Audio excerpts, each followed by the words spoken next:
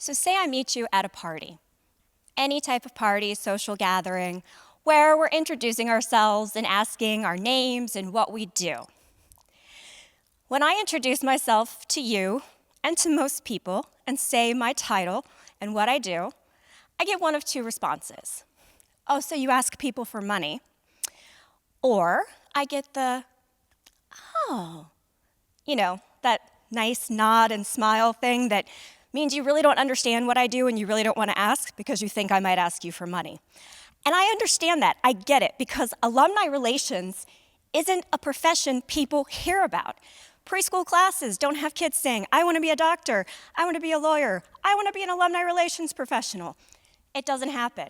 And there's a lot of preconceived notions about alumni relations and alumni associations. So I'm hoping that in this few minutes here, I can help eliminate some of those preconceived notions, tell you a little bit about what we've been doing over the last 18 months and what we're looking forward to doing.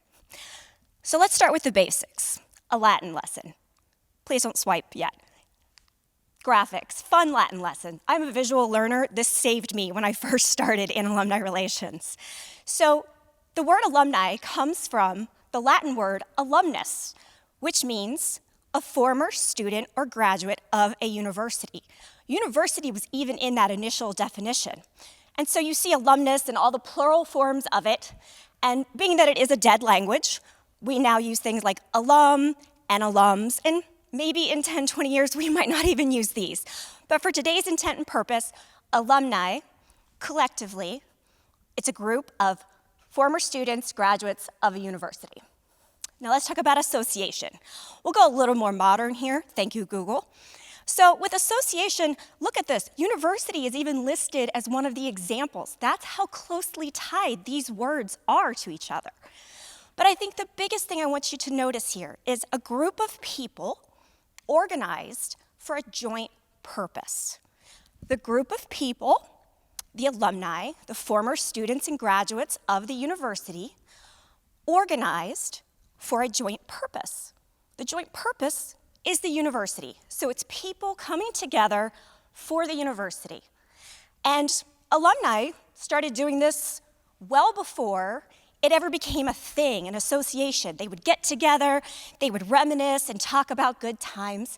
And it really wasn't until about 1820, at least here in the United States, that the first university, Penn State, this is a historical photo from their first alumni association, and one of the first known, 1821, where the university got involved and thought, let's really work with these alums to organize them around the university.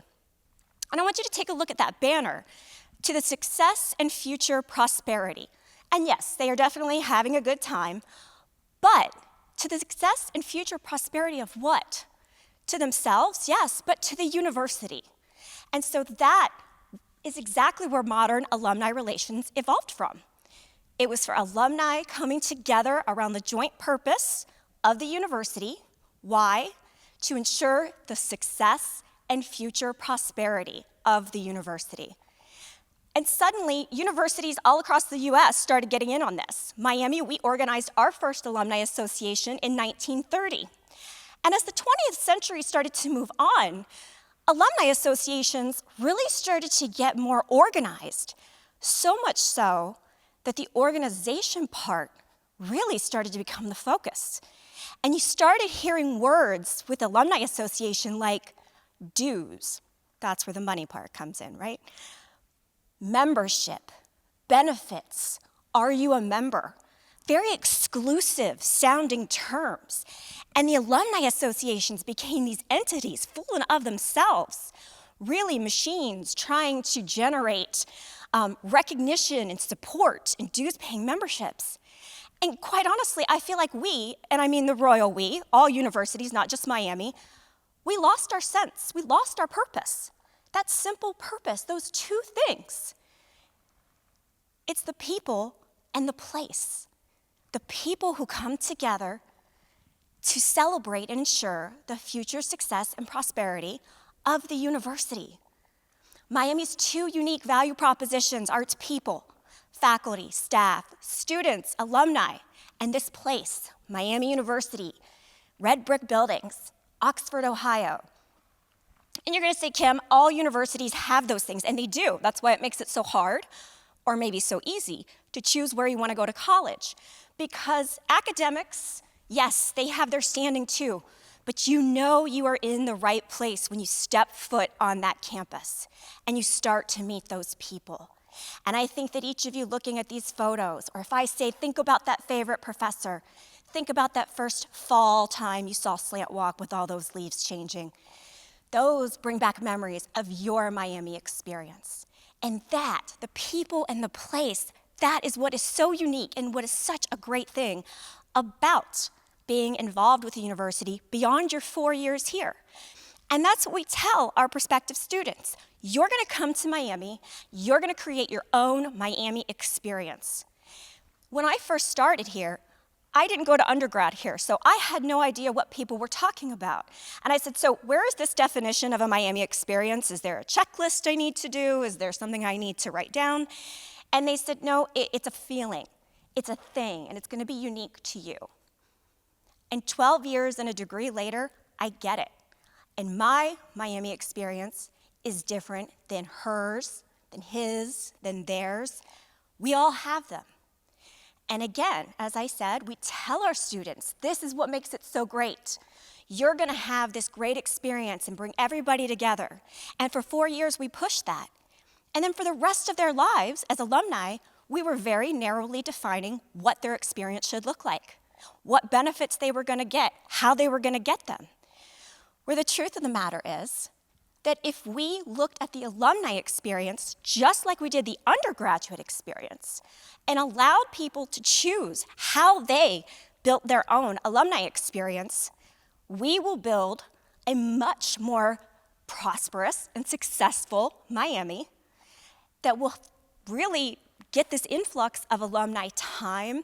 They will still cheers to us. They may come and hire our students and volunteer, and they may even make a contribution. And so in 2012, the Miami University Alumni Association dropped its dues-paying membership. And we did what I think was a really good job of bringing people together around the idea of Miami University. We would bring them to campus for Alumni Weekend and for Grandparents College, which was an intergenerational event we created a couple years ago. We would meet them where they were. We'd have chapter events, winter college. We would make sure that faculty and students were interacting with our alumni and our alumni with each other. And that was our bread and butter, bringing alumni together to the university to get them to celebrate Miami. In 2019, we actually did a little bit of putting our toe in the digital water, and we started a book club. And we thought, well, that's great. We've got a little something there, but really, everything we do hinges on getting together in person. Yep, and then that happened. And as everybody knows, as everybody's world did, it came to a halt. And our bread and butter of getting people together came to a screeching halt.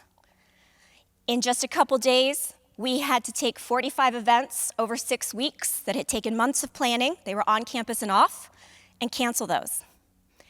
It became clear Alumni Weekend, Grandparents College, wasn't going to happen. What were we going to do?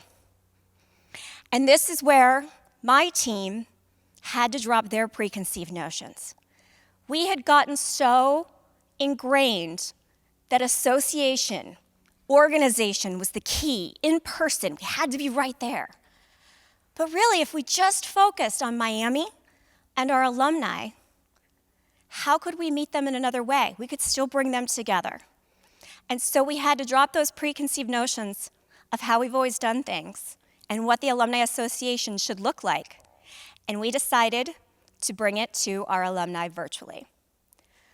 On April 5th, 2 weeks after we got sent home, we launched our first ever virtual event, and we did it live. And we were terrified. I am not even going to lie. But over the course of the next 18 months, we started taking as many of our known signature events, chapter events, Alumni Weekend, Winter College, reunions, Grandparents College, and we made them virtual. We had never done this before. We weren't sure how things were going to work out.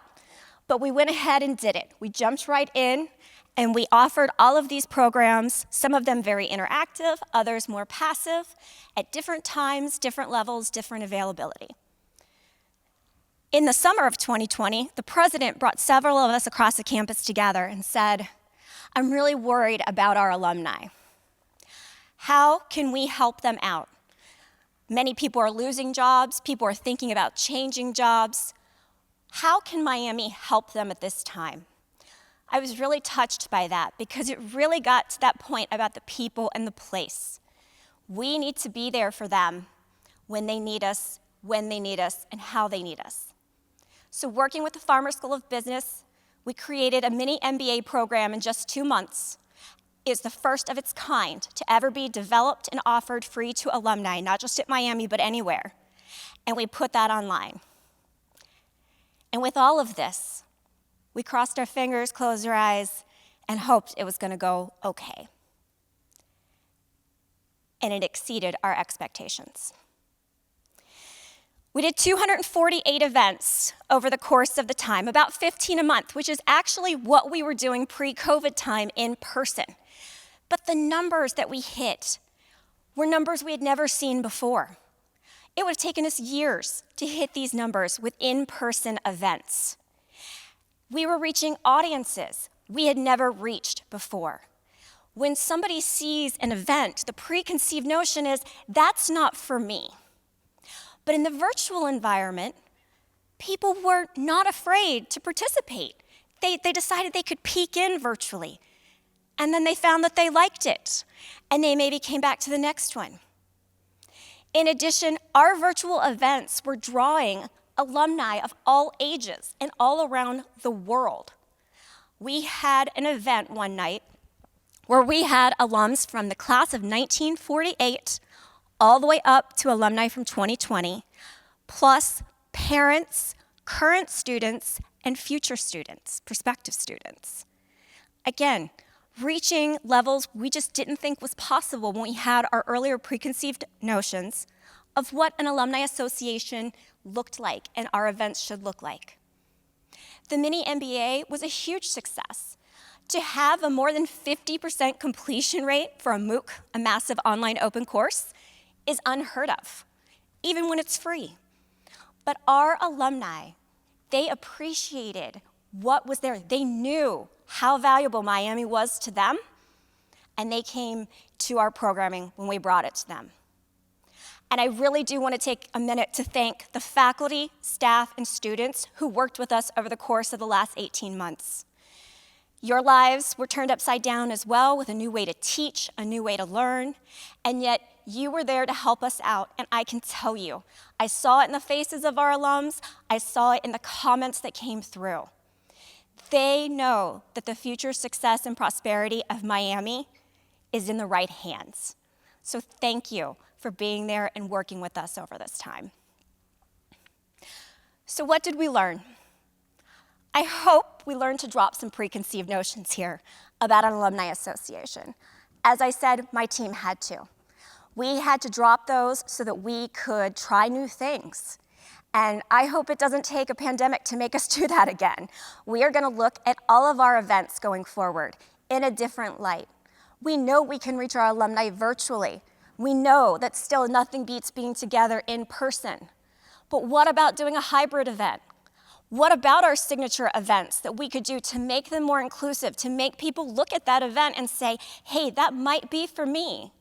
So we will continue to look and find ways to use technology and leverage that Miami experience to a broader audience for a more inclusive alumni experience. I also just want to say that I hope that our alumni know we know they have been there for us. They have raised the glass for years before we were official alumni associations. They continue to be there for us, but it's important that we are there for them and that they see Miami as a relevant part of their lives right now. And so offering programming on demand, available at their time, that is a new way we will proceed forward. Making sure that we are meeting both personal and Professional development. It's great to have some online social activity and fun, doing the arts and crafts, doing a happy hour. Professional development is also needed in the Miami name, respected and trusted. We're working right now with the Hal Writing Center for Excellence to develop a similar module that will be free to alumni, and we'll release that in the new year. But we are going to continue to work to make this Miami experience available to our alumni in a way that is positive and relevant. And finally, we can never lose sight as to why we do what we do and why it's so important to remember the people and the place. And that's because we do it for the success and future prosperity of Miami University. Everything we do it for this. Just like it says in our fight song, we do this for love and honor to Miami so that it is here forever and a day. Thank you.